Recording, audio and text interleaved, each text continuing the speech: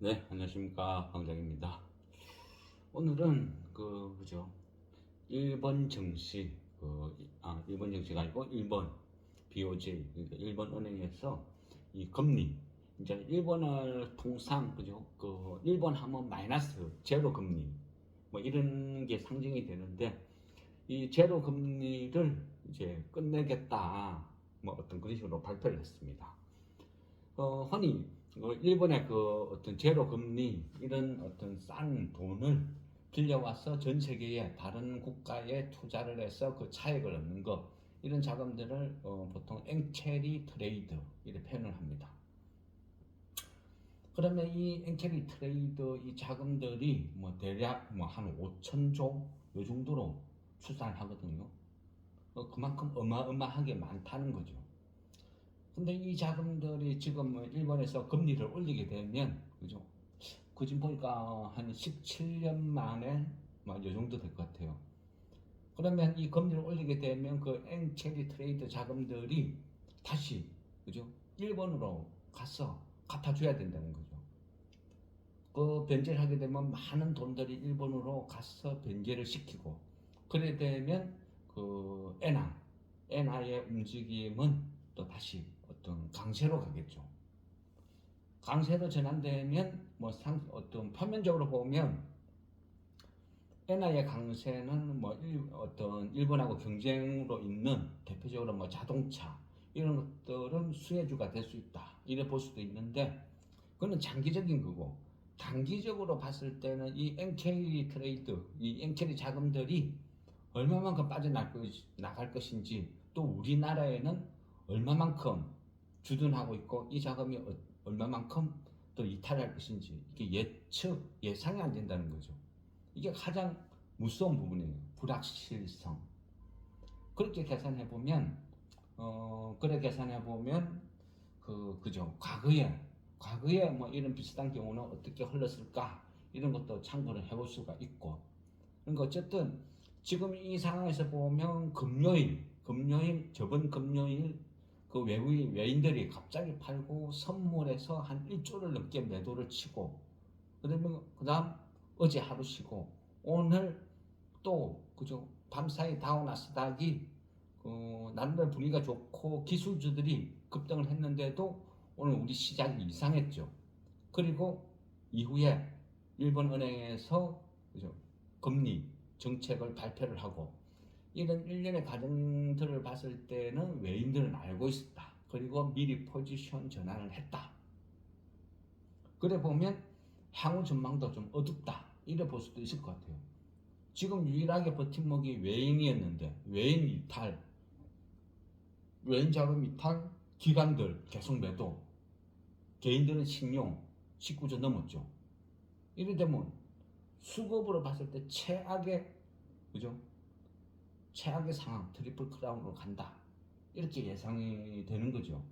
그래서 지금 과거에 뭐 엔캐리 뭐 트레이드 이 관련된 기사나 과거의 이슈 이런 것들을 지금 열심히 찾아보고 참고를 하고자 하는데 근데 여기 수급이 지금 가장 큰 문제는 수급이거든요. 수급.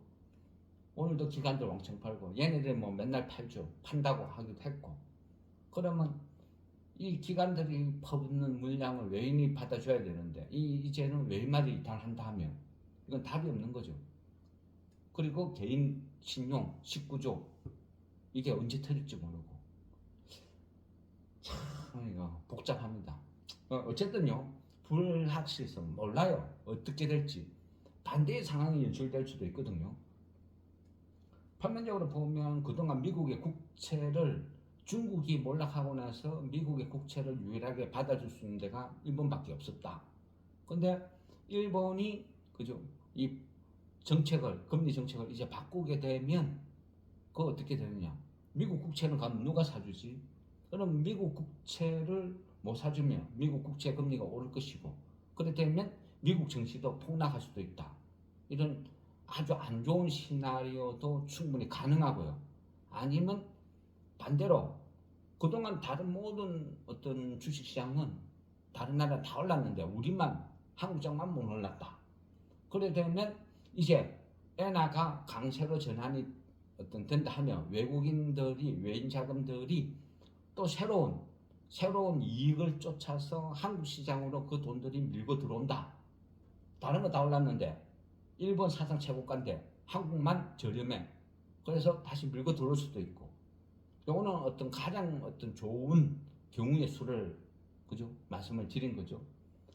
그래서 어쨌든 이래 보면 17년 만에 단행하는 일본의 이 금리라는 것은 현재 일본 경기에 대해서 이제는 자신감을 가진 거죠.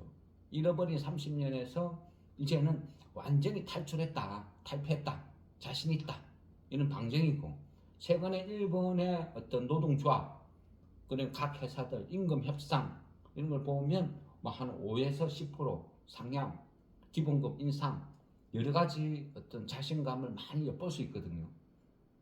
그런 맥락에서 또 본다 하면 이 주시장이 어떤 파장을 보일지 이게 대체 가늠이 안 돼요. 그러니까 어쨌거나요, 가장 중요한 것은 수급은 깨어져 있다. 수급은 제약이다. 기관들의 매도는 걷잡을 수 없어요. 돌이킬 수 없다. 이랬더니만 그죠? 어쨌든 셈법은 복잡한데 항상 계산이 안 쓸 때는 최악의 상황을 염두에 두고 대응을 하는 게 가장 편하다는 거죠. 그래서 지금은요, 이 변수가 너무 많아요. 너무 많고 미국 국채의 움직임, 또 어떤 엔화의 움직임, 엔캐리 어떤 자금들의 이동 여러 가지를 같이 봐야 돼요. 그래서 확인하고 가야 된다. 그래서 지금은요, 매수는 하면 안 돼요. 갖고 있는 보유 종목만 보고 있어야지 지금 절대 매수를 할 타이밍은 아니라고요. 잘못하면 대폭락이 올 수도 있어요. 이 자금, NK 자금들의 어떤 성격에 따라서 대폭락이 올 수도 있다. 미국 국채가 흔들리기 시작하면서 다시 대폭락으로 갈 수도 있다. 그러니까 무조건 차악을 염두에 두고 대응을 해야 된다. 지금은 내가 그죠? 뭐 마이너스가 크다고 추매를 생각하고 이럴 타이밍이 아니라는 거죠. 지금 버티고 있는 거는요, 개인 신용 19조 요걸로 겨우겨우 버티고 있는 정시예요. 그래서 지금은요, 좋을 게 하나도 없어요. 근데 이 신용이라는 건 언제 터질 줄 모르는 지뢰하고 똑같은 거잖아요. 지금은 호재가 없어요. 절대 지금은요, 어떻게 뭐 내가 마이너스 10% 20% 됐다 해서 추매를 생각한다. 그럴 타이밍은 절대 아니라는 거죠. 지금 끝없이 더 흘러내릴 수 있어요. 얼마만큼 어떻게 주식을 사주는 사람이 없어요 지금. 그죠?